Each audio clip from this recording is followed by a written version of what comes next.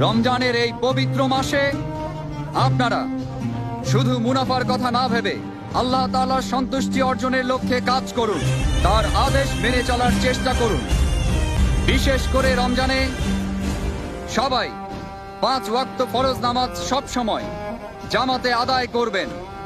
তারাবির সময় সাম্রাজ্যের নিরাপত্তা প্রহরী ছাড়া বাদ বাকি সবাই এশার নামাজ পড়ার পর দোকান খুলে না বসে রমজানের রহমত অর্জন করার জন্য তারাবির নামাজ পড়তে যাবেন।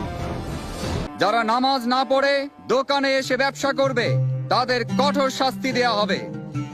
প্রত্যেক মুসলমান ব্যক্তির নামাজ ও রোজা পালন করা সবচেয়ে বড় দায়িত্ব।